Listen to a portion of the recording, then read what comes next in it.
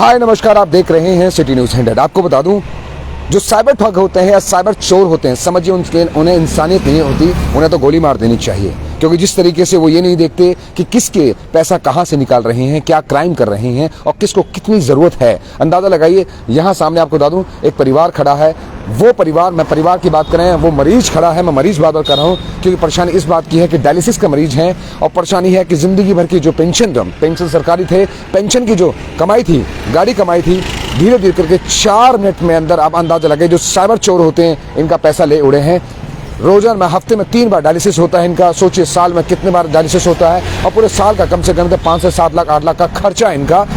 अंदाजा लगाइए किस तरीके से हालात पैदा हो जाते हैं। आज डायलिसिस कराने के लिए बुरी हालत हो रखी है, परेशानी आ रखी है। अंदाजा लगाइए किस तरीके से साइबर ठग चोर कितने एक्टिव होते हैं कि 4 मिनट के अंदर बैक टू बैक 15 लाख रुपए इनके अकाउंट से गायब कर चुके हैं, जा चुके हैं। जानने की कोशिश करते हैं क्या मैटर था, पूरा क्या मामला था जी। आप पहले आप बताइए, क्योंकि उन्हें तकलीफ है, सपोर्ट में खड़े हैं, खड़े भी नहीं हो पाते हैं, सपोर्ट में खड़े हैं। क्या कहना चाहेंगे सर, मैटर पूरा बताइए, क्या था मामला। सर, हमारे पास अचानक से रात को 2 बजे के बाद कुछ मोबाइल पे मैसेजेस आने शुरू हो गए। मोबाइल चूंकि मेरे पापा का है, उनके पास मोबाइल था, तो वो उतना रात को वो समझ नहीं पाए। मॉर्निंग में जब हमने ये मैसेजेस देखा तो फिर हमने अपना अकाउंट जाके चेक किया तो हमारे बैलेंस अवेलेबल थे अकाउंट में।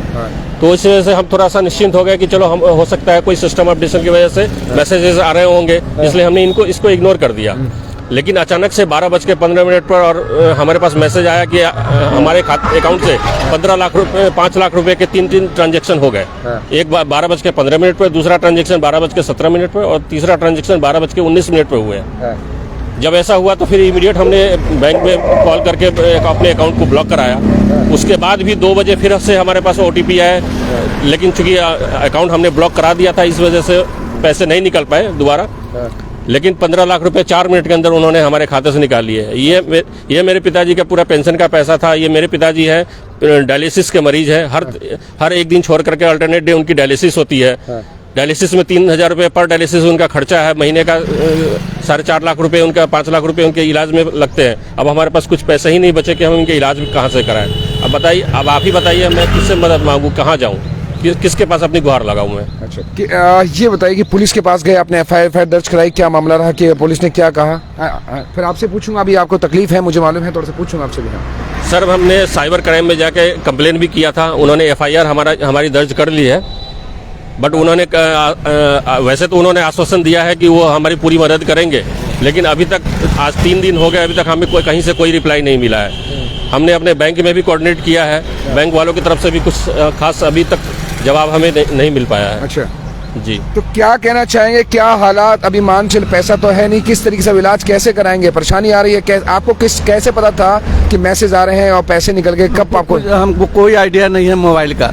हम बस रात को सोते थे तो अपना भजन सुनते रहते थे। रात को 2 बजे के बाद जब मैसेज OTP आया तो हमको लगा कि ऐसी अपडेट होता होगा कुछ। सुबह में जब हम अपने लड़के से बात किए कि बोला कि ठीक है, हम ATM में जाकर चेक करते हैं कुछ मामला। तो ATM में जाकर चेक किया तो पैसा ये चीज़ था। उसके बाद हम लोग निश्चिंत हो गए।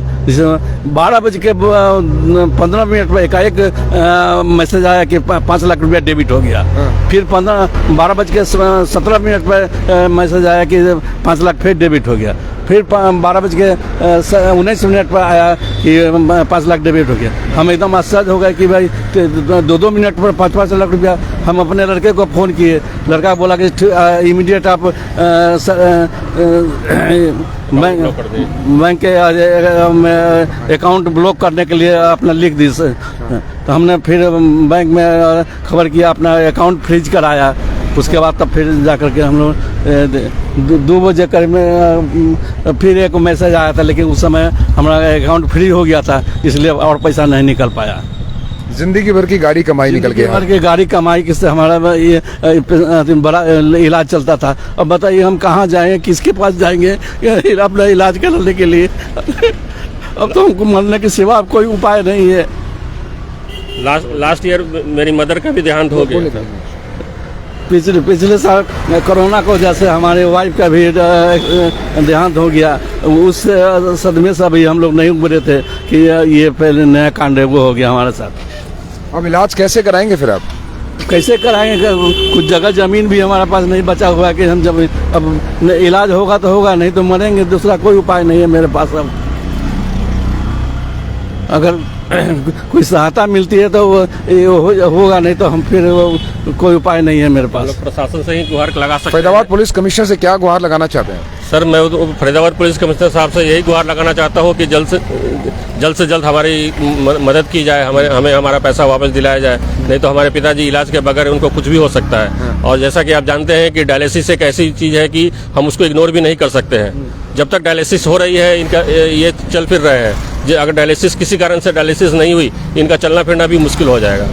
पैसा नहीं रहेगा तो कहाँ ले जाएंगे? अब इसको क्या पता चला, क्या दिक्कत समस्याएं तो अब आएंगी, क्योंकि अभी साइबर ठग हैं। कितने दिन में पकड़े जाएंगे, कितने दिन में पुलिस एक्टिव होकर काम करेगी, तो तब तक कैसे इलाज होगा फिर आपका?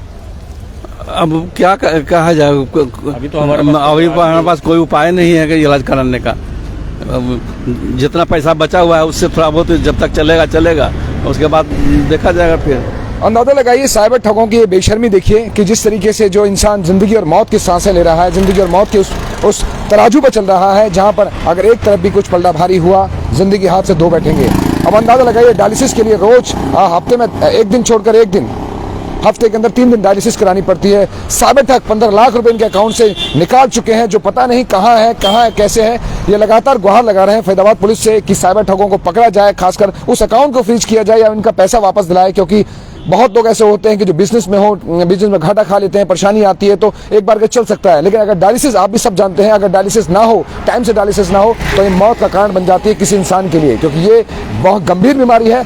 अब इलाज के लिए दर की ठोकरें खा रहा है ये परिवार, खासकर ये परिवार परेशान। अभी अंदाजा लगाइए, खड़े होने के लिए हमने कहा भी था कि आराम से आप खड़े हो सकते हैं, नहीं किसी का सहारे की आवश्यकता होती है। सोचिए, पैसा भी एक बहुत बड़ा सहारा था।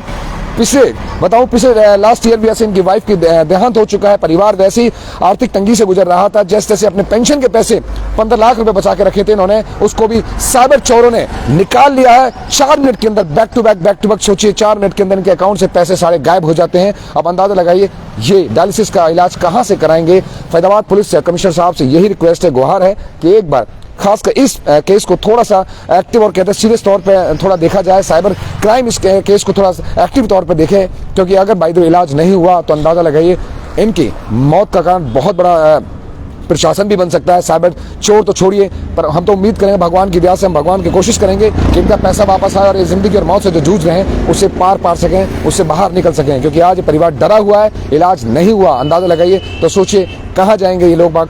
अगर बाय द वे पैसा वैसा नहीं मिल पाया तो कैसे करेंगे? फिर व्यवस्था कैसे करेंगे? कुछ तो व्यवस्था करने की व्यवस्था कुछ दिन तक तो रखनी पड़ेगी ना आपको। अभी जो फिलहाल तो जो थोड़े बहुत हमारे पास पैसे बचे हुए हैं, अभी तो हम उसी से काम चलाएंगे। उसके बाद आगे का क्या होगा, कैसे होगा, उसके लिए हमें प्लान करना पड़ेगा, देखना पड़ेगा कुछ। अगर वैसे तो अभी एक घर के अलावा हमारे पास कोई प्रॉपर्टी भी नहीं है जिसको सेल कर सके हम। हाँ। जो भी था जमीन जायदाद था सब आज के डेट में सब खत्म हो चुका है। हाँ। अब एक ले दे के एक हमारे पास जिसमें रह रहे हैं वो घर बचा हुआ है हमारे पास। अब नहीं कोई उपाय होगा तो उस घर को बेचना पड़ेगा। घर को बेचना पड़ेगा? मरने के लिए तो छोड़ नहीं सकते हम। इलाज तो चाहे अपने आप को भी बेचना पड़े, इलाज तो कराना पड़ेगा। चलिए, तो आप देख रहे थे साइबर ठगों का जिस तरीके से जाल लगातार बढ़ रहा है। आप बता दूं जिस तरीके से साइबर ठग लगातार बढ़ रहे हैं, साइबर चोर या डकैत या लुटेरे जो भी शब्द गए हैं, ऐसे लोगों को तो गोली मार देनी चाहिए अगर पकड़े जाते हैं, क्योंकि वो ये नहीं देखते किसको कितने पैसे की आवश्यकता नीडी है, कौन सी। मान के चलिए कुछ ऐसे लोग भी होते हैं जिन्हें पैसे अगर एक दिन भी ना मिल पाए, इन्हें मान लो पैसे की व्यवस्था ना हो पाए, तो अंदाजा लगाइए जिंदगी और मौत के बीच में झुलस जाएंगे। मान के जिंदगी और मौत के बीच में ये खेलने लग जाएंगे।